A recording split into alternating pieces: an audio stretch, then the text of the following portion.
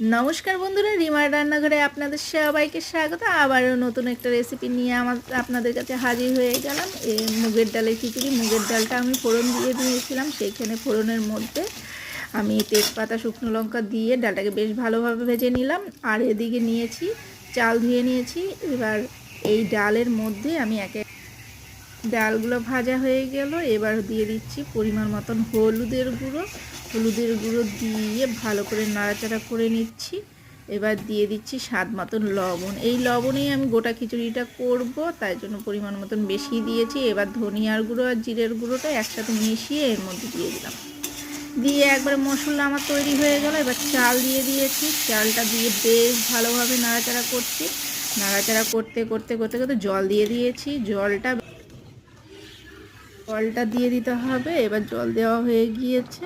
এইবারে আমি সবজিগুলোও দিয়ে দিয়েছি ওর মধ্যেই। দিয়ে চাল ডাল মোটামুটি প্রায় সেদ্ধ হয়ে গিয়েছে। আবারও একটু নাড়াচাড়া করে দিচ্ছি যাতে নিচে না লেগে যায়। এইভাবে ভালোভাবে নাড়াচাড়া করতে হবে। এই দেখতেই পাচ্ছ কতটা সুন্দর হয়েছে। কালার কিন্তু অসাধারণ এসেছিল, কিন্তু খেতে কিন্তু তার থেকেও দ্বিগুণ টেস্ট হয়েছিল। যেটা কি বলবো, বাড়িতে নিরামিষের দিনে এইভাবে খিচুড়ি করলে পরে কিন্তু অসাধারণ লাগে। কত সুন্দর হয়েছে দেখতেই পাচ্ছ খিচুড়িটি। আর নামানোর আগ দিয়ে অবশ্যই ঘি গরম মশলা ছড়িয়ে দেবে, না হলে কিন্তু ভালো লাগবে না। এইবার আমার পরিবেশনের করার পালা। পরিবেশন করতে আমি থালায় বেড়ে নিচ্ছি। একদম গরম গরম সার্ভ করব সবাইকে।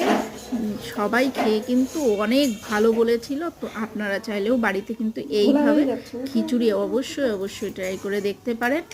আর খেতে কিন্তু অসাধারণই হয়।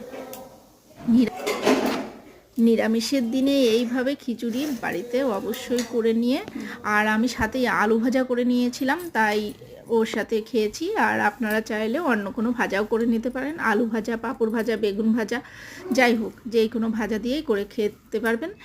আর বলছি এখানে সবজি দিয়েছিলাম গাজর, মিষ্টি কুমড়ো